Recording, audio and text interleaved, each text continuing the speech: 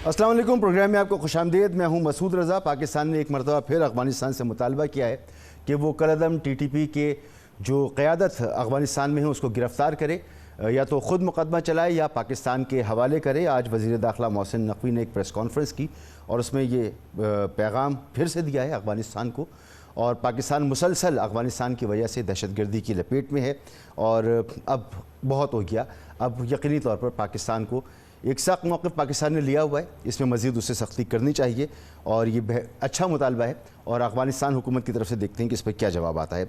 सियासी हवालों से बड़ी अहम पेशरफ़ ये है कि अब पाकिस्तान पीपल्स पार्टी हुकूमत का यानी काबीना का बाकायदा हिस्सा बनने जा रही है।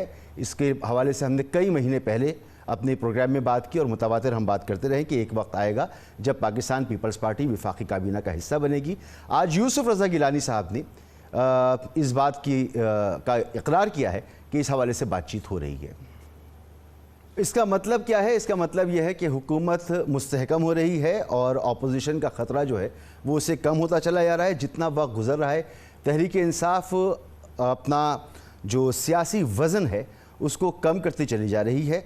और यहाँ मैं आपको यही बताता चलूँ कि ये जो बजट है, बजट अगर आराम से पेश कर दिया और यकीनन तौर पे कर दिया जाएगा और वो पास भी कर लिया जाएगा, अपोजिशन बड़ा शोर शराबा ही मचाएगी। उसके बाद तहरीक इंसाफ के ख़िलाफ़ जो है वो मुझे सख्ती बढ़ती हुई नज़र आ रही है। एहसन इकबाल साहब जो मौक़िफ़ इख्तियार कर रहे हैं, आपको आने वाले दिनों में यही मौक़िफ़ नज़र आएगा, यही मौक़िफ़ आपको आगे नज़र आने वाला है, क्योंकि तहरीक इंसाफ की क़यादत को रिलीफ मिलना शुरू हो रहा है और हुकूमत पंजाब ऐलान कर चुकी है कि वो नए केसेस बनाएगी और ख़ुद मुद्दई बनेगी। ये तमाम सूरत हाल कहाँ जाएगी? ये सियासी माहज़ाराई आखिर कब तक जारी रहेगी और फिर मुल्क की मईशत और दीगर मामलात पर इसका क्या असर पड़ेगा? राना एहसान अफजल साहब हमारे साथ मौजूद हैं। सर, बहुत शुक्रिया आपका। कादिर मंदूखेल साहब, रहनुमा पाकिस्तान पीपल्स पार्टी, और मोहतरमा मेहरबानो कुरैशी साहब, रहनुमाए तहरीक इंसाफ की, आप तीनों का बहुत बहुत शुक्रिया। राना एहसान अफजल साहब, क्या मतलब इसका लिया जाए कि तहरीक इंसाफ अदालतों और इस्टेब्लिशमेंट को लड़वाना चाहती है और अदालतों का कंधा इस्तेमाल करना चाहती है? क्या मतलब इसका लिया जाए? बिस्मिल्लाहिर्रहमानिर्रहीम। देखें, PTI को, पाकिस्तान तहरीक इंसाफ को ये खौफ है कि इस मुल्क में महंगाई जो है वो 17-17.5% पे आ रही है। दीगर जो ममालिक हैं उनकी हुकूमतें इस हुकूमत पे एतमाद का इजहार कर रही हैं और उसकी गवाही जो है, जो इन्वेस्टमेंट की वो नवीद सुना रही हैं, चाहे वो UAE हो, चाहे वो सऊदी अरेबिया हो, चाहे अभी जो कतर के अमीर ने एक्सेप्ट किया है इनविटेशन, कुवैत के अमीर ने एक्सेप्ट किया है इनविटेशन पाकिस्तान आने का। ये सब कुछ गवाही दे रहा है कि पाकिस्तान का मुस्तकबिल जो है वो बेहतरीन जो है वो डायरेक्शन की तरफ बढ़ रहा है। उसके अलावा स्टॉक मार्केट की सिचुएशन आपके पास है, रुपया मुस्तहकम हो चुका है, स्टेबल है। इसी तरह अब बजट हम देने जा रहे हैं, IMF के साथ बड़े अच्छी बातचीत हो गई। तो ये चीज़ कभी भी PTI को काबिल कबूल नहीं है।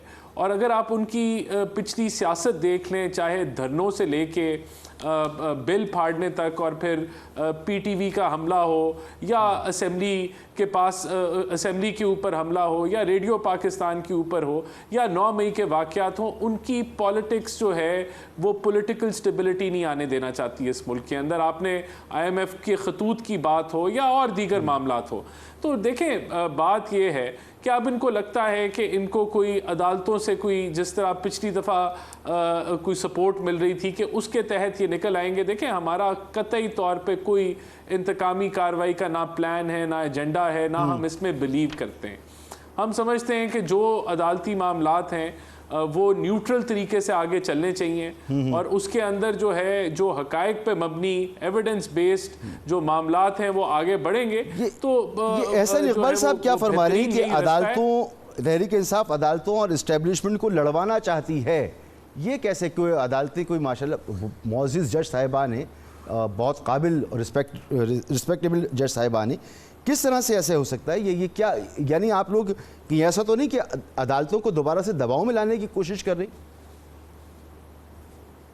ये देखें, हमने अदालतों को क्यों दबाव में लेके आना। यहाँ तो एक सोशल मीडिया के तहत और उसको कह लें कि शाबाश मिलती है या इनकरेजमेंट मिलती है PTI की लीडरशिप से कि आप सोशल मीडिया पे प्रोपेगेंडा करें अदारों के ख़िलाफ़, और फिर ऐसी एक मिलाइनिंग कैंपेन चलाएं जिसमें आप ऐसा तासुर पेश करें कि दोनों ये जो इंस्टीट्यूट्स हैं आपस में तसादम की शक्ल इख्तियार कर रहे हैं या आपस में कोई लड़ाई झगड़ा चल रहा है। तो ये माहौल जो सोशल मीडिया में क्रिएट किया जाता है उसके अंदर डेफिनेटली इनका एक बड़ा रोल है, और ये इनका पुराना आला है जो ये पहले, अगर आप इनकी तारीख निकाल के देख लें तो यही रास्ता ये इख्तियार करते हैं, मिस इन्फॉर्मेशन का और प्रोपेगेंडा का, लेकिन इंशाल्लाह इनके ये अज़ाइम जो हैं वो फेल होंगे। अच्छा, आप कह रहे हैं सोशल मीडिया पर ऐसी कैंपेन।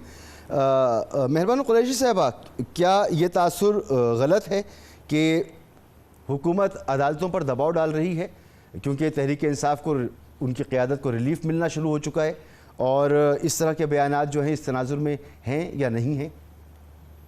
जी बिल्कुल, बिल्कुल गलत है। अदालतें जो देखिए हक पे फैसला कर रही हैं, जो मेरिट्स पे फैसले दे रही हैं, वो किसी के हक में हो या ना हो, वो सिर्फ मेरिट्स पे होने चाहिए फैसले हमेशा अदालतों के। हमने तो हमेशा यही कहा है, हमारी जमात की तो काविश भी यही रही है कि पाकिस्तान में आइन की बालादस्ती हो और कानून की हुक्मरानी हो और एक रूल ऑफ लॉ हो इस मुल्क में। तो हम तो चाहते हैं, अभी राना साहब फरमा रहे थे कि हकाइक पे मबनी केसेस चलें और हम इंतकाम की कार्रवाई नहीं करना चाहते और ना हम करेंगे, मगर उसके बरअक्स इकदाम हमें देखने को नजर आ रहे हैं। आपके सामने है पंजाब काबीना का फैसला कि वो अब खुद मुद्दई बनकर इमरान खान और पाकिस्तान तहरीक इंसाफ के खिलाफ और केसेस दर्ज करेंगे, क्योंकि 200 केसेस शायद उन्हें कम पड़ रहे हैं। आपके सामने है आज 9 मई के 8 केसेस में, जिसमें मेरे वालिद शाह महमूद कुरैशी को बेल हासिल थी, उसमें इंसदाद दहशतगर्दी का कोर्ट है, उसी ने 3 दिन की रिमांड की इजाजत दी, इंटेरोगेशन की इजाजत दी। पंजाब पुलिस वहां, लाहौर पुलिस वहां गई अडियाला में, और आज उन्होंने गिरफ्तारी डाल दी एक ऐसे शख्स को कि जिसको बेल हासिल है उन केसेस में। और ये वो केस है जो 1 साल से जायद हो गया है इसको दर्ज हुए हुए, इस वाक़ये को 1 साल से जायद हो गया है। 280 दिन से जायद मेरे वालिद अडियाला जेल में हैं, मगर आज उन्होंने फैसला किया कि वो जाके कार्रवाई करेंगे और वो गिरफ्तारी डालेंगे। और मैं एक चीज और बताती चलूं, क्योंकि ये हकाइक पे गुफ्तगू करना चाहते हैं ना, तो हकाइक तो ये हैं कि ये वो केसेस हैं कि जिसमें मेरे वालिद खुद ही अपनी मर्जी से इसके इन्वेस्टिगेशन का हिस्सा बने, और वो अपनी स्टेटमेंट 9 मई के बाद ही जब इन्वेस्टिगेशन शुरू हुई तो रिकॉर्ड करवा चुके हैं। तो किस बिना पे आज उन्हें गिरफ्तार किया गया है, और ये कौन सा कानून है जो एक बेल याफ्ता इंसान को गिरफ्तारी की इजाजत देता है? तो अगर हकाइक पे ही हमने गुफ्तगू करनी है तो इन हकाइक का जरा मुझे जवाब दे दीजिए। फिर दूसरा ये भी बता दीजिए कि ये 9 मई का बयानिया बार बार लेकर आते हैं, साल से जायद हो गया है, 9 मई में शवाहिद तो ये पेश कर नहीं सके, तो कौन से हकाइक की बात जो करते हैं? सवाल उठाया, मैं चाह रहा हूं कि इससे पहले कादिर मंदुखिल साहब के पास जाऊं, राना साहब से इसका जवाब ले लेता हूं। मुझे जरा मुकम्मल करने दीजिए, फिर जवाब जरूर लीजिएगा, पहले मैं मुकम्मल तो कर लूं। और 9 मई वही है कि जिसके केसेस में इस्लामाबाद में जो खान साहब के खिलाफ 9 मई के केसेस दर्ज थे और दीगर हमारे रहनुमा के खिलाफ, उनमें उन्हें बरी कर दिया गया क्योंकि शवाहिद ही नहीं मौजूद थे। तो हकाइक तो ये है कि ये केसेस सियासी इंतकाम ही है, इनमें ना कोई हकाइक है ना कोई शवाहिद है। और इंशाल्लाह जब अदालतें मेरिट पे फैसला देंगी, वो हक या ना हक फैसलों की बात नहीं है, वो बात होगी मेरिट पे फैसलों की। मगर राना साहब ने कुछ और गुफ्तगू भी की जिसकी मैं बात करना चाहती हूँ। वो कह रहे हैं कि हम तो चाहते हैं मुल्क में माशी सूरत हाल बदतर ही रहे, मगर हकाइक ये है सर कि आज बिजनेस रिकॉर्डर की कहानी है। अगर आप कह रहे हैं कि नंबर दर्ज में इन्फ्लेशन कम हुई है तो जरूर हुई होगी, मगर मार्केट में जाके देखिए या ये कहानी भी पढ़ लीजिए। उन्होंने अक्सर लोगों से पूछा, बाजार में अभी भी जो लिस्टेड कीमत है चीजों की, उस पे अशिया नहीं मिल रही हैं और ज्यादातर अशिया में की कीमतों में कोई कमी नहीं आई है। दाल वही की वही है, मटन वही का वही है, तेल वही का वही है। हाँ, गंदम में कमी आई है, तो ये सिर्फ एक बयानिया है। और जहां तक IMF का सवाल है, तो IMF तो 10 दिन लगाकर यहां से चली गई बगैर कोई मुआयदा किए, क्योंकि इस वक्त उन्हें शहबाज राना साहब की कहानी है, एक्सप्रेस ट्रिब्यून में वो भी पढ़ लीजिए, क्योंकि उन्हें इस वक्त एतमाद ही नहीं है हुकूमत पे ना FBR पे कि वो मुश्किल फैसले कर सकते हैं। अब IMF हमें बताएगा हमने क्या करना है, कैसे करना है, और इनको करना पड़ेगा। उसने ये भी कहा अपने खत में कि जो अपोजिशन है वो बड़ी स्ट्रांग अपोजिशन है, और मुल्क में सियासी अदम इस्तेहकाम है, जिसकी वजह से FDI जो है उसमें प्रॉब्लम्स होंगी। तो हुकूमत इस हवाले से बजाय ये कि हमें अपोजिशन के साथ वर्किंग रिलेशनशिप बनाते हुए नज़र आती, मज़ीद महाज़ाराई करते हुए नज़र आ रही है। कहीं पर तहरीक इंसाफ का दफ्तर गिराया जा रहा है, कहीं पर उनके रहनुमा पर हमले किए जा रहे हैं। तो जनाब कादिर मंदू खेल साहब, कहीं पे लोगों के कुत्तों को उठाया जा रहा है। जी जी जी, ये कादिर मंदू खेल साहब, हक़ाइक़ की जब बात हो रही है तो हक़ाइक़ तो ये हैं कि पंजाब काबीना ने फैसला किया है कि वो तहरीक इंसाफ की क़यादत के ख़िलाफ़ मज़ीद केसेस बनाएगी। हक़ाइक़ तो ये हैं कि तहरीक इंसाफ का इस्लामाबाद में दफ्तर गिराया गया है। हक़ाइक़ तो ये हैं कि रऊफ़ हसन साहब पर हमला किया गया है। तो गिरफ्तारियों की यहाँ पर बात हो रही है कि अदालतें छोड़ती हैं और हुकूमत फिर गिरफ्तार कर लेती है। तो आप इस हुकूमत का हिस्सा भी बनने जा रहे हैं। आज यूसुफ रज़ा गिलानी साहब ने कहा कमेटी भी बन चुकी है। तो आप इन तमाम चीज़ों को सपोर्ट करते हैं जो इस वक्त अपोजिशन के साथ हो रही हैं? देखो, जहाँ तक मैंने सुना है मेहरबाना कुरैशी साहब की आखिरी बात कि कुत्तों तक उठाया जा रहा है, तो ये बड़ी ज़्यादती वाली बात है। मैं शदीद मज़म्मत करता हूँ। और बाकी जो अगर वो इस्लामाबाद में जो उनका सेक्रेटरीट के ऊपर जो हमला हुआ है वो बिल्कुल ही गलत था। वो इस्लामाबाद पुलिस को PTI को एक सपोर्ट देने का, इसको पब्लिसिटी करने का, मुझे 30 साल हो गए सुप्रीम कोर्ट तक प्रैक्टिस करते हुए, मैंने कभी 12 बजे कोई केस नहीं देखा। ये जो इस तरह केसेस होता है या पॉलिटिकली इस तरह कोई मोमेंट होता है तो सुबह 4 बजे होता है, क्योंकि हमें तो बड़ा तजर्बा है हमारे लोगों को सुबह 4 बजे घरों पे कूद के उठाना, और ये सारी चीज़ हम भुगत चुके हैं। तो 12 बजे वहाँ पे एक तरफ सील करना और दूसरी तरफ बिल्डोज़र लाना, और तहरीक इंसाफ के लोग सारे जमा हो गए और एक तमाशा बना रहा पूरे रात और फिर अगले दिन सारा। तो मैं समझ रहा हूँ कि वो तो तहरीक इंसाफ को फ़ायदा दिए इस्लामाबाद पुलिस ने, जो कि कनाडी पुलिस है मेरे हिसाब से बाकी सूबों की निस्बत। तो वो तो एक गलत फ़ैसला था, मैं उसकी हिमायत कभी भी नहीं करता। अच्छा, दूसरा जो मेरी बहन बता रही है कि 9 मई के वाक़यात में फ़ैसले उनको हो गए, वो इनके वकील है वो नईम पंजोता साहब मेरे साथ कई शो में थे। वो छोटे छोटे केस जो मजिस्ट्रेट लेवल के केस है वो उसमें कोई फ़ैसले उनको कोई रिलीफ मिला है। और बाकी ये कहना कि 9 मई का वाक़या और आज 1 साल बाद भी उसकी एंट्री होती है, बिल्कुल हो सकती है कानून के मुताबिक। उसकी वजह ये होती है कि जब तफ्तीश होती है उसके बाद, मुझे जहाँ तक याद है शुरू में 9 GRT बनी थी और वो तफ्तीश की मरहला तो वो तफ्तीश हमेशा चलती रहती है। तफ्तीश इवन कानून में जजमेंट के बाद भी, फैसले के बाद भी चलती रहती है, तफ्तीश कभी बंद नहीं होती है। तो यकीनन अगर इनकी इन्वॉल्वमेंट है तो अच्छा, फिर इन्वॉल्वमेंट पे इनका एक प्ली होता है। मुझे बड़ी हमदर्दी है इनकी वालिद साहब से, बड़ा एक बेहतरीन सियासतदान है, न जाने कहाँ फंस गया वो। लेकिन ये कि कानून में ये ज़रूर है कि अगर मैं कराची में बैठा हूँ और अगर लाहौर में मैं किसी ग्रोह को उकसाऊँ किसी का खिलाफ कानून कार्रवाई में, तो मेरा नाम 109 के तहत आता है, 109 PPC कहता है। और वो पाकिस्तान, क्या पाकिस्तान से बाहर भी हो, खला में क्यों ना हो, वो भी आ सकता है।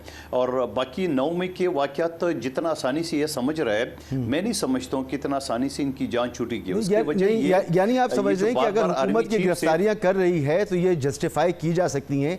सियासतदानों को जो कहीं भाग नहीं रहे, जिन्हें आप ECL में डाल के भी रोक सकते हैं, उनको लाजमी है कि जेल में बंद किया जाए और इसके बाद ये भी तवक्को की जाए कि आइए जी बैठे और बातचीत कीजिए। ये भी मुमकिन है। देखिए मैं एक चीज़ बताऊँ आपको, आप बड़ा खूबसूरती से उनको आपने सपोर्ट करी है और ये इस तरह नहीं, ये वो मौक़िफ़ है जो आप लोग अपने बुरे वक्त में दिया करते थे कि हम भाग तो कहीं नहीं रहे, हमें गिरफ्तार क्यों किया जा रहा है।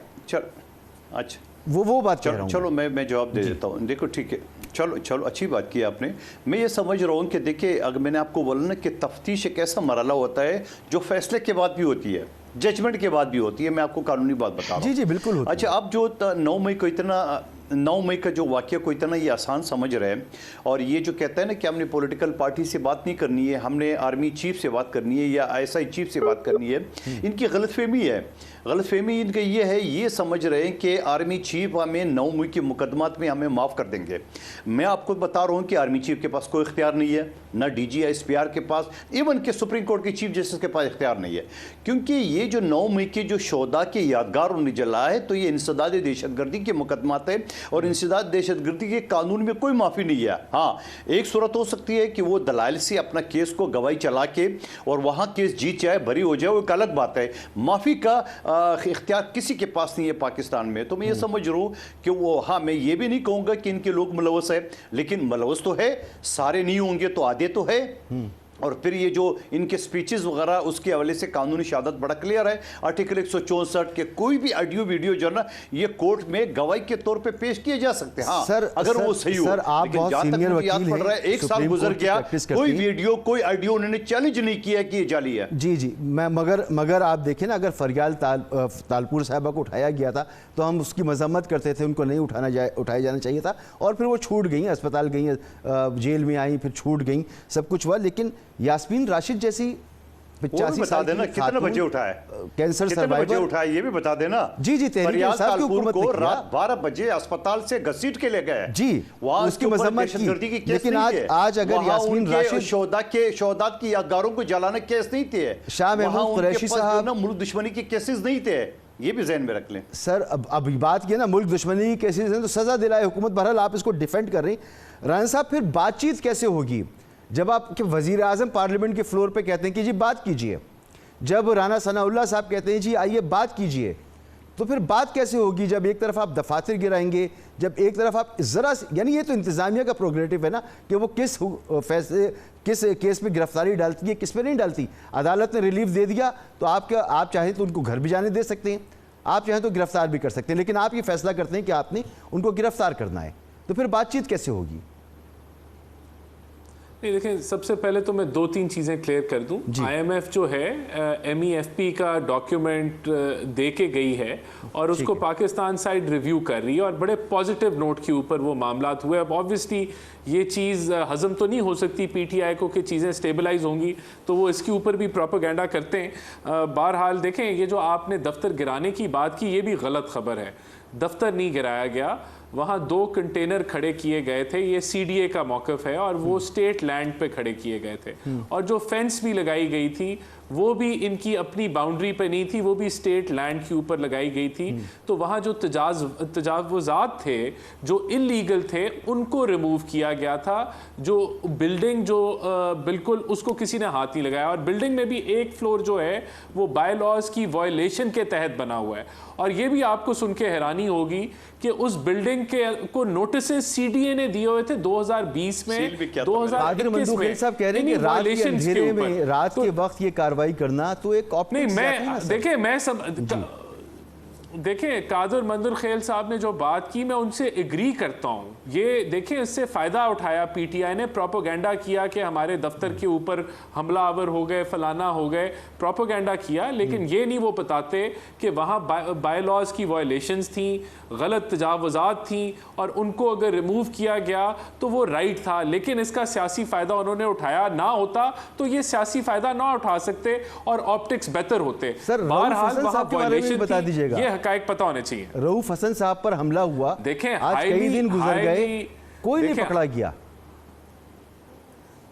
देखें, रऊफ हसन साहब पे जो हमला हुआ वो हाईली कंडेमेबल है, बहुत गलत हुआ, उसको हम सरीहन गलत कहते हैं, और हम दुआगो हैं कि वो सेहतयाब हों, उनके ज़ख्म भरें और ये किसी के साथ ना हो। लेकिन वो बिल्कुल पुलिस को तहकीक करनी चाहिए, लेकिन उस हादसे को एक साजिश और प्रोपेगेंडा के साथ जोड़ देना और अदारों को मलाइन करना और जुड़ेगा तो सर इसलिए कि तौर पे गलत है। पाकिस्तान का सबसे महफूज इलाका नहीं, देखें, नहीं, और वहां पर एक हमला होता है और सेफ सिटी, और वहां की पुलिस आज तक किसी को पकड़ नहीं पाती है।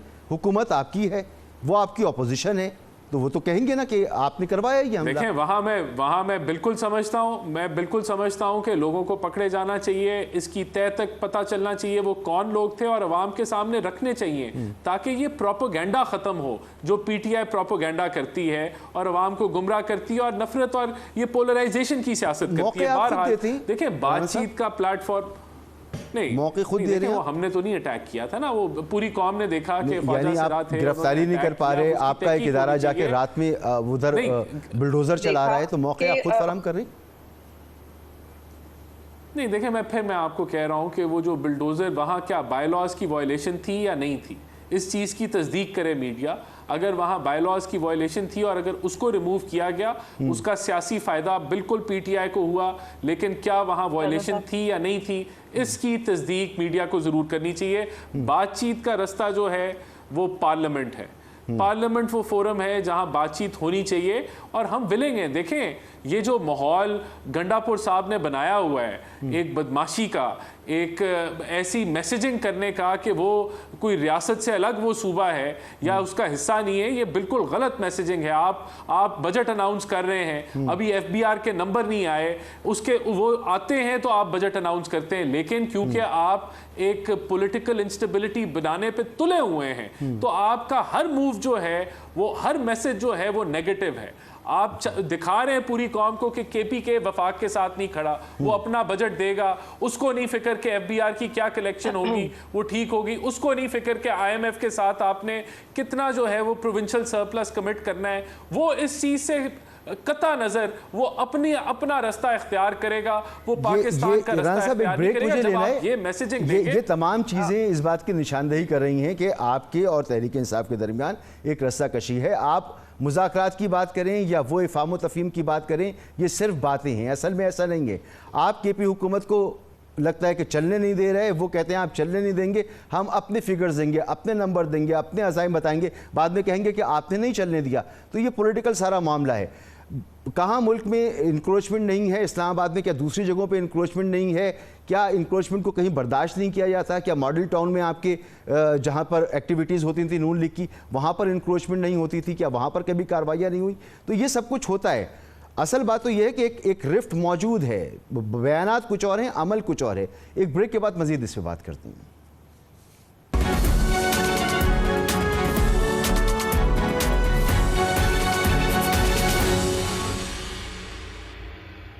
Welcome back. हुकूमत कहती है कि अगर तहरीक इंसाफ को मुज़ाकरात करने हैं तो पार्लियामेंट आए। तहरीक इंसाफ के लीडर कहते हैं कि ना वो पार्लियामेंट को चलने देंगे, ना बजट इजलास जो है उसको चलने देंगे और बजट नहीं पेश करने देंगे हुकूमत को।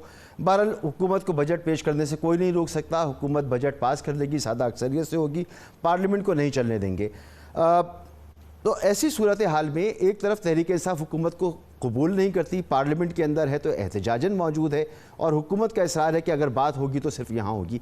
तीसरा महीना है हुकूमत को, तहरीक इंसाफ हुकूमत का कुछ नहीं बिगाड़ सकी है, बल्कि उसकी क़यादत जो अंदर थी सो अंदर ही है। तो मेहरबान कुरैशी साहब, सियासत तो ये है कि मौजूदा जो भी रिसोर्सेज, जो भी आपके पास अपॉर्चुनिटीज़ मौजूद हैं, उसे बेहतर तौर पर इस्तेमाल करके अपने लिए बेहतर रास्ता निकाला जाए। तो आप लोगों के पास अच्छी अक्सरियत भी पार्लियामेंट के अंदर मौजूद है, एक सूबे में आपकी हुकूमत भी मौजूद है, लेकिन फिर भी आप लोग अपनी क़यादत को जेल से बाहर नहीं निकाल पा रहे। तो आप लोग सही तरीके से अपनी सियासी क़ुव्वत का इस्तेमाल नहीं कर पा रहे। मसूद साहब, आप क्या चाहते हैं कि हम धावे बोल दें जेलों पर और क़यादत को निकालें? हम तो अभी भी इंसाफ के मुंतज़िर हैं और हम अदालतों की तरफ देख रहे हैं कि अच्छा, तो आपका मतलब है कि फिर मेरिट पे फैसले नहीं होते अदालतों में, वो सिर्फ जब मुख्तदर हलकों से बातचीत अदालतें छोड़ देती है, फिर उसके बाद हुकूमत गिरफ्तार कर लेती है ना उस पर। मगर आप तासुर यही दे रहे हैं, तासुर यही दिया जा रहा है कि जब सिर्फ गुफ्तगू होगी या हम घुटने टेकेंगे तो फिर अदालतें जो हैं वो मेरिट पे कार्रवाई करेंगी। हमें पूरा यकीन है। नहीं, मैं अदालत की मेरिट पे बात नहीं कर रहा मैडम, मैं क्लियर कर दूं, मैं हुकूमत के कंडक्ट पे बात कर रहा हूं। हुकूमत का कॉन्डक्ट देखिए, हुकूमत का कॉन्डक्ट जो भी हो, हुकूमत का कॉन्डक्ट तो आपके सामने है कि किस तरह वो अदालतों के साथ भी महाज़ाराई पे उतर आए हैं और किस तरह वो बात करते हैं हकाइक पे मबनी चीजों की, मगर हकाइक से तो वो खुद ही लाताल्लुक है लगता है। देखिए, राना साहब ने रऊफ साहब पे जो अटैक हुआ उसकी मजम्मत की, बड़ी अच्छी बात है, सिर्फ मजम्मत ना कीजिए।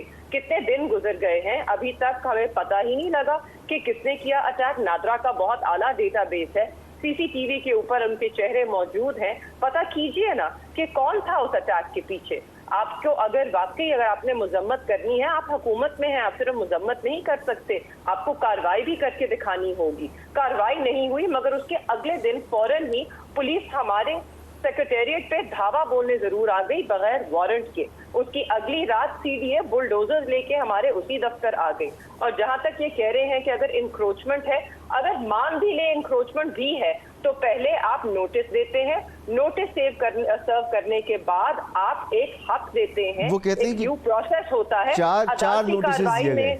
अदालती कार्रवाई में जी नहीं, वो जो पुराने ओनर थे जमीन के, उनके नाम के नोटिस से किसी और के खतूत, किसी और के नाम के खतूत किसी को नहीं खोलने चाहिए हैं। इतना हमें पता है, हमने आगे फॉरवर्ड कर दिए। वो हमारे नाम के तो थे नहीं, तो हम कैसे खोल सकते थे। उसके बाद अगर उस दिन, जिस दिन हमें सील का नोटिस आता है, उसके कुछ घंटे के बाद ही बुलडोजर्स आ जाते हैं, दैट्स नॉट ड्यू प्रोसेस।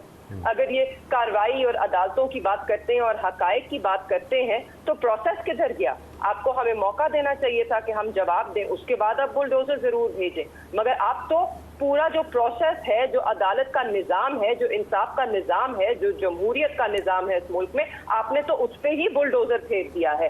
हकायक तो ये है। उसके बाद ये एफबीआर की जो शायद इनको ये बात चुभ रही है, क्योंकि ये भी जानते हैं कि FBR collection has failed miserably to meet its target. FBR ना सिर्फ टारगेट को मीट नहीं करेगा, एफबीआर की ये हालत है कि एक और स्टोरी है ट्रिब्यून की, उसके अंदर लिखा है कि जो एक ट्रैक एंड ट्रेस सिस्टम लगाया गया, उसमें 55% प्रोडक्शन लाइन जो हैं आपके मेन फर्टिलाइजर, शुगर, सीमेंट और टबैको सेक्टर्स में, उनका आपको मालूम ही नहीं था।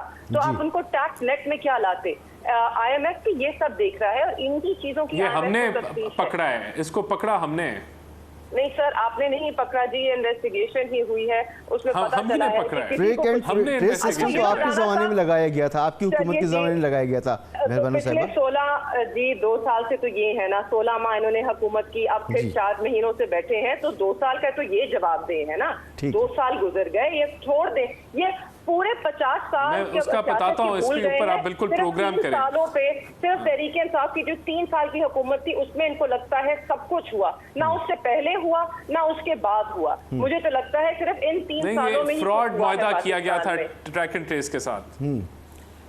अगर आपके पास शवाहिद हैं, अगेन राना साहब, शवाहिद पे बात किया कीजिए ना। हकायक जो है वो शवाहिद से जुड़े होते हैं, हकायक आपकी मर्जी पे, ख्वाहिशात पे नहीं जुड़े होते। तो आपके पास शवाहिद है तो जरूर एक और केस दर्ज कर दीजिए। आपने कहाँ कमी की है केसेस में, जहाँ 200 खान साहब पे दर्ज किए हैं और लातादाद हमारे कारकुनान पे और रहनुमाओं के पे किए हैं, तो ये वाला भी दर्ज कर दीजिए। किस बात की आपको, किस बात का खौफ है? आइए दर्ज कीजिए। अगर इसमें कोई गलती हुई है या कोई कोताही है तो file case, open N investigation. मसला ये है कि इन्वेस्टिगेशन आप लोगों से होती नहीं है। साल गुजर गया, अभी तक 9 मई के ना कोई शवाहिद आए, ना इन्वेस्टिगेशन मुकम्मल हुई और ना ही होगी। ये इतने नाअहल हैं, ना इन्वेस्टिगेशन कर सकते हैं, ना हुक्म रानी कर सकते हैं, ना कानून साजी सही कर सकते हैं। आपने देखा पंजाब में ये ऐसा काला कानून लेके आए हैं कि कानूनदान भी कह रहे हैं कि ये सिर्फ काला कानून नहीं, ये एक फालतू बुरा लिखा हुआ कानून है। और आज इनको वापस लेना पड़ा और अब ये स्टेक होल्डर्स को ऑन बोर्ड लेंगे और उसके अंदर चेंजेस, इस्लाहात नहीं होने की जरूरत। उस पूरे कानून को, जो डेफेमेशन बिल है, उसको टोकरी में फेंकना चाहिए है, क्योंकि वो तो आर्टिकल 19 की नफी है। ये इतने नाकिस हुकूमत है कि शायद ये आइन से भी लाताल्लुक है, सिर्फ हकायक से नहीं। ठीक, अच्छा कादिर मंदू खैर साहब, जो कुछ भी शिकायत हैं तहरीक इंसाफ की, उसमें आप लोग जो हैं हुकूमत के साथ मुकम्मल तौर पर इत्तेफाक रखते हैं कि जी हुकूमत जो कुछ कर रही है वो ठीक है, क्योंकि एक तासुर ये है, तासुर क्या बड़ी हद तक हकीकत है कि हुकूमत तो नून लीग की है लेकिन चल रही है इसलिए कि आपने सहारा दिया हुआ है। जैसे हत्ता कि इज़्ज़त का कानून है, आपके गवर्नर ने इसको रोक लिया, तारीफ़ आपकी, वाह वाह, बुराई नून लीग के हिस्से में। तो आप बाकी जो मामलात हैं इसमें भी तो हुकूमत को एडवाइस दे सकते हैं कि अगर बातचीत का अमल शुरू करना है, कुछ करना है, तो फिर गैर ज़रूरी गिरफ्तारियों से बचा जाए, जो क़यादत या जो लोग बेगुनाह कैद हैं उनको छोड़ा जाए, कुछ इस तरह की चीज़ें हो सकती हैं। लेकिन आपकी तरफ से भी ऐसी कोई बात हो नहीं रही है। देखिए, हमारी तरफ से तो हो रही है। अगर सिर्फ सदर आसिफ अली जरदारी साहब का जॉइंट सेशन से आप खिताब देख लें और फिर अभी हमारे कायम मकाम सदर यूसुफ रज़ा गिलानी साहब का स्टेटमेंट देखिए, हम तो हमेशा कहते हैं आइए टेबल टॉक करें, बात करें। मैं इस्लामाबाद वाले वाक़े पे तो मैंने मिट्टी डाल दी है कि ये पुलिस की मिली भगत है, मगर मेहरबानू कुरैशी साहब ने उसको सच्चा डिक्लेयर कर दिया है। जो राना साहब ने नोटिस की बात की है तो उन्होंने कहा कि हम किसी और के ख़त कैसे खोल सकते हैं। तो यहाँ मेरे जहन में थोड़ी सी बात आ गई है, तो इसका मतलब नोटिस आया है, और अगर नोटिस आपके नाम पे नहीं था तो आपने रिसीव क्यों किया है, आपके दफ्तर वालों ने लिए क्यों? ठीक है, आपने कहा किसी और के ख़त हम कैसे खोल सकते हैं ना, तो ख़त तो नोटिस ही हुआ ना। तो बहरहाल मैं उसको अच्छा नहीं समझता हूँ। इस्लामाबाद में बहुत सारे तजावज़ात है नाजायज़, तो उसको सिर्फ PTI के दफ्तर क्यों, तो मैंने पहले ही उसको मुखालफत की है मेहरबानी कुरैशी साहिबा, लेकिन आपके सिर्फ एक जो सवाल तक कि ख़त नहीं खोल सकते उसके ऊपर। अच्छा, दूसरी बात जो बिल के हवाले से आप देख रहे हैं, जो बिल ये पेश कर रहे थे हतक किज़क वाला, इसमें पीपल्स पार्टी जो है ना एक बाकायदा कमेटी बनाई गई है। अब कमेटी की रिकमेंडेशन की इंतज़ार न किए बगैर और स्पीड से असम्बली से पास करा है। हमने मुखालफत की, हमारे गवर्नर ने मुखालफत की है, बल्कि 2-3 दिन पहले कराची आई थी, मेरी उनसे बात हुई है, उसने बोला मैं दस्तखत नहीं करूँगा, हम उसको वापस भेजेंगे। अच्छा, लेकिन ऐसा भी नहीं है जब मेहरबान कुरैशी साहब बता रहे कि उसको टोकरी में डालना चाहिए, ख़त्म नहीं, बिल्कुल नहीं। उस वजह से कि ये जो पगड़ी उछालने का जो शौक है या जो शोशा है या जो तरबियत है या जो तरगीब है, इसको ख़त्म होना चाहिए। इससे आप भी महफूज नहीं है, मैं भी महफूज नहीं हूँ, मेहरबान कुरैशी साहिबा भी नहीं है, जजेस भी नहीं है, इस्टेब्लिशमेंट नहीं, पूरा नहीं है, तो विक्टिम सब है। हाँ, उसके ऊपर बैठ के उस मसले को हल देखने की ज़रूरत है कि मुस्लिम लीग नून को चाहिए कि पीपल्स पार्टी के साथ साथ अपोजिशन यानी PTI को भी ऑन बोर्ड लेना चाहिए, और साथ साथ में जो मीडिया हाउसेज है, मीडिया एसोसिएशन है, उनको लेना चाहिए, खासतौर पर शायद वो तो लेना चाहिए, मगर कादिर मंजू खेर साहब इस तरह की कानून साजी के हवाले से पीपल्स पार्टी हमेशा से खिलाफ रही है, और खुद जो वजीर आला हैं पंजाब की मरियम साहिबा, वो तो बाकायदा ऐलान कर चुकी हैं, प्रेस कॉन्फ्रेंस में, तकरीरों में कह चुकी है कि वो मीडिया रेगुलेशन के खिलाफ है। वो मीडिया रेगुलेशन मीडिया हाउसेस खुद अपनी किया करती है। अच्छा, ये किस बात पे कही है मरियम साहिबा ने? जब ऑपोजिशन में थी और तहरीक इंसाफ इसी तरह की कानून साजी कर रही थी, तो मरियम साहिबा कहती थी कि मैं मीडिया की रेगुलेशन के खिलाफ हूँ। जी बिल्कुल, मान गया। अच्छा, ये मरियम साहिबा ने या हमारे लोगों ने कब कहा? जब PTI इस टाइप की बिल लाया था ना जी, ये बात तो सही कर रहा हूँ ना। तो मैं आज भी ये कहता हूँ कि इस बिल में बहुत सारी चीज़ें ऐसे हो सकती है कि जो गलत हो, मगर ये हल कैसा होगा, उसको तो डिस्कशन पे हल होगा। आपको जो मीडिया हाउसेज है या एसोसिएशन है, उनको ऑन बोर्ड लेना चाहिए। खुद जो हम इत्यादी है या सपोर्टर है, हमसे मशवरत करना चाहिए।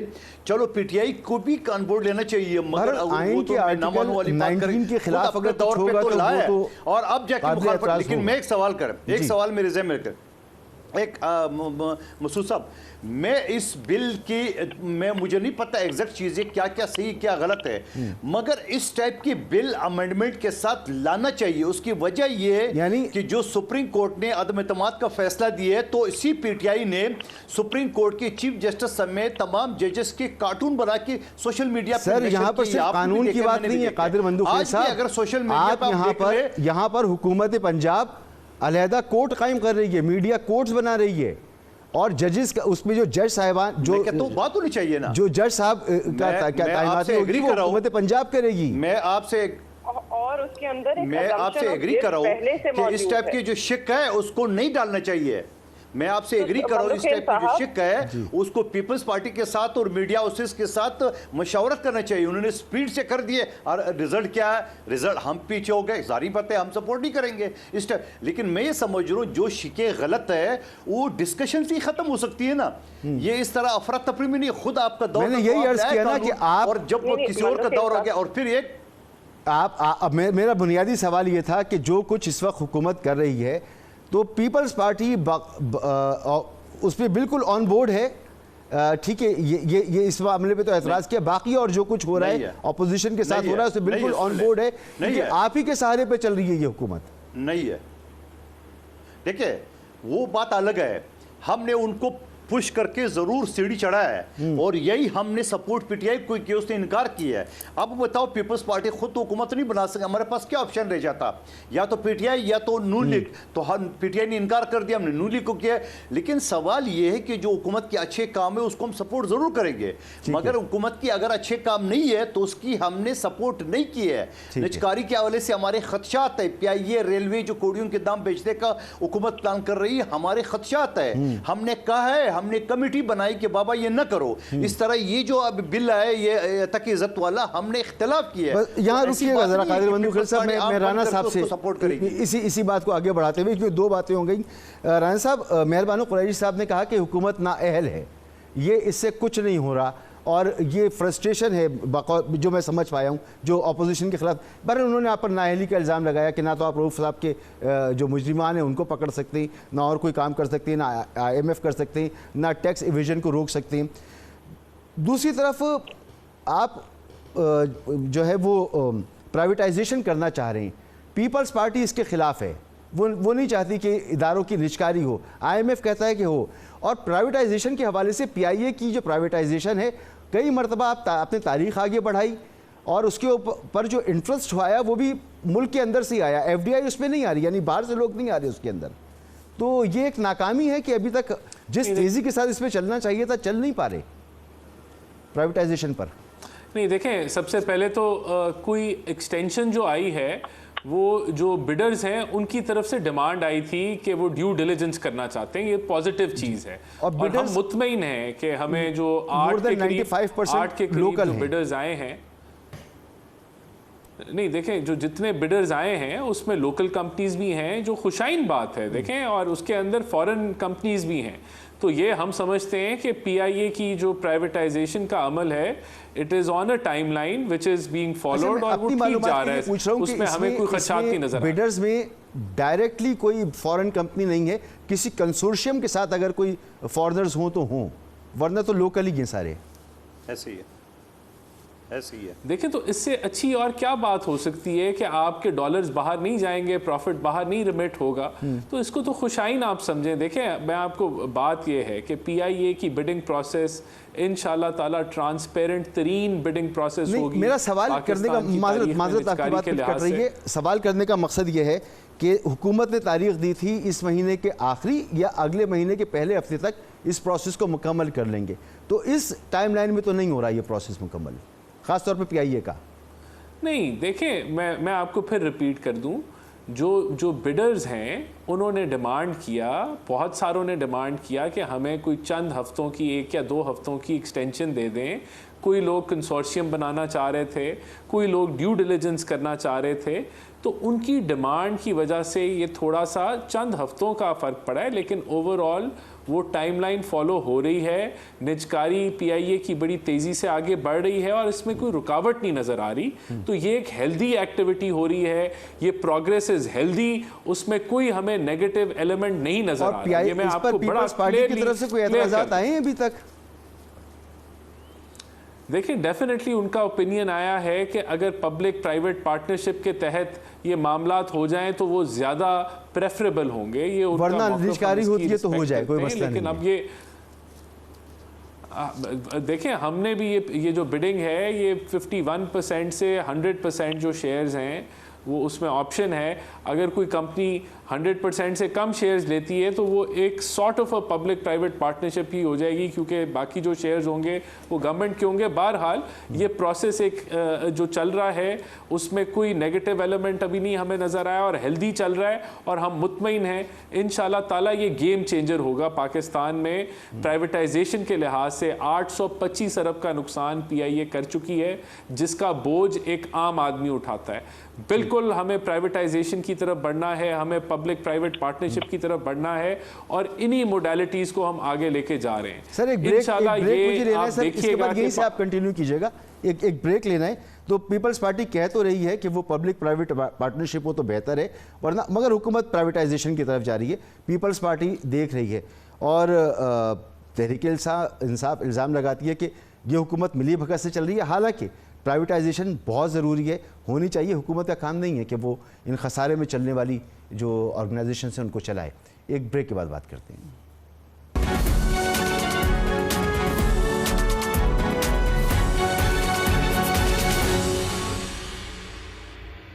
Welcome back. राना साहब, मेहरबान कुरैशी साहब ने फरमाया था कि ना अहल है ये हुकूमत और ये ना इन्वेस्टिगेशंस कर पाती है चीज़ों की, ना मामलात को सही। तो आप इसका जवाब दे रहे थे जब हम ब्रेक की तरफ गए थे।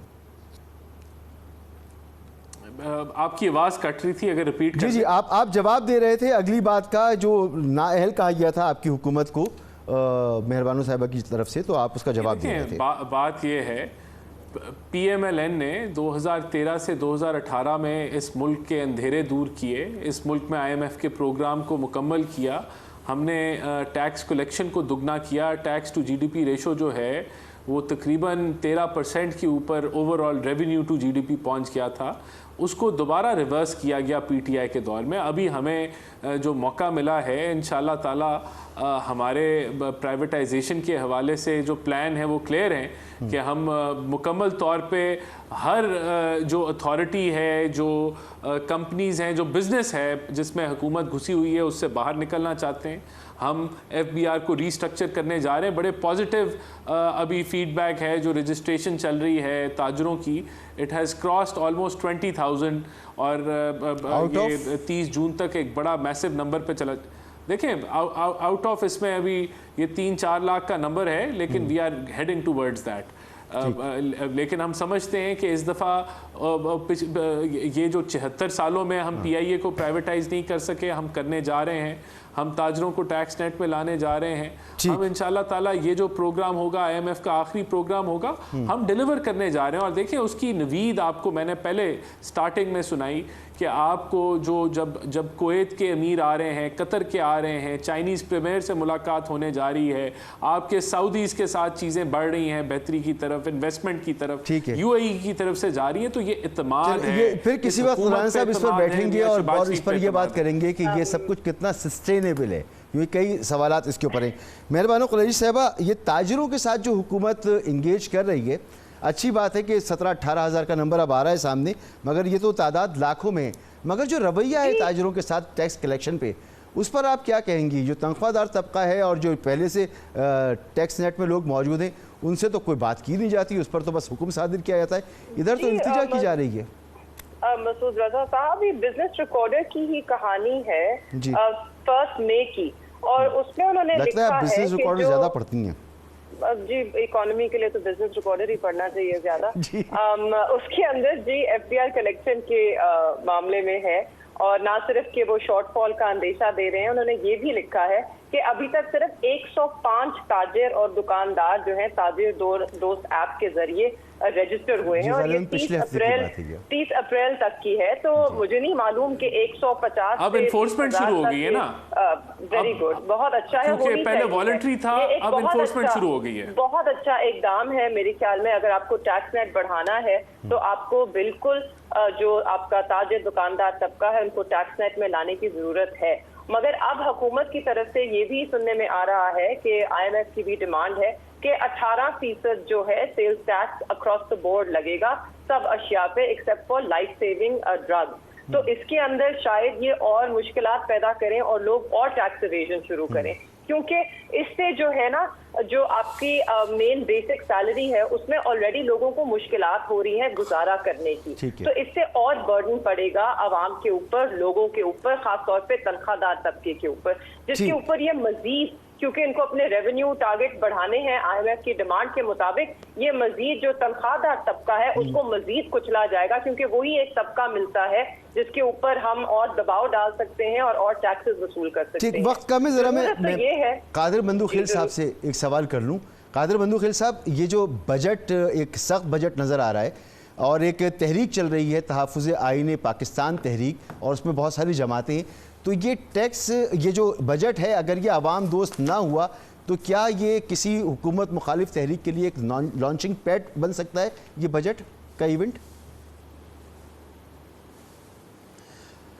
देखिए, बजट से एक जुमला मुझे कहने दो, जो आपने सही पॉइंट आउट की, PIA के हवाले से जो पार्टिसिपेट की है पाकिस्तानी कंपनी ने, मैं उसमें एक ठेकेदार को जानता हूँ जिसको शायद PIA का अब्रेविएशन भी किसी ने और ने बताया होगा, जो कभी ज़िंदगी में मिट्टी के काम के अलावा काम नहीं किया है, तो जारी बात है कोई फॉरेन कंपनी लेके साथ अटैच करके और वो PIA को भी ख़रीदने के लिए मैदान में उतरा है, तो उस पर शफाफ होना चाहिए, हमारा कहना ये है। दूसरी बात ये कि जो आपने किए तहफ़्फ़ुज़ आइन, तो ये वाले तहफ़्फ़ुज़ आइन जिसने खुद आइन की तजिया उड़ाई, और ये मैं नहीं कह रहा हूँ, राना साहब आप नहीं कह रहे, सुप्रीम कोर्ट की चीफ जस्टिस की बेंच ने कहा कि डिप्टी स्पीकर ने आइन शिकनी की है। तो अब आप मुझे बताओ, ये जो आइन शिकन है सर्टिफाइड सुप्रीम कोर्ट की तरफ से, ये आइन की तहफ़्फ़ुज़ करेंगे? ये पहले आइन तो पढ़ लिए कि आइन है क्या। आइन ये है कि आपने वफाक से पहले बजट पेश किए, और जब ये आइन की कदर नहीं है, आपको पता ही नहीं है कि वो आपको कितने पैसे दे रहे हैं, बहुत शुक्रिया आपका। आपने डिप्टी स्पीकर की रूलिंग से लेकर और फिर 2024 के इलेक्शन तक कहां कहां आइन की खिलाफ वर्जी हुई है और कहां कहां आइन टूटा है, इस पर फिर कभी बात करेंगे। फिलहाल बहुत शुक्रिया राना एहसान अफजल साहब, जनाब कादिर बंदूखील साहब, मोहतरमा मेहरबानो कुरैशी साहब। इजाज़त दीजिए, अल्लाह हाफिज़।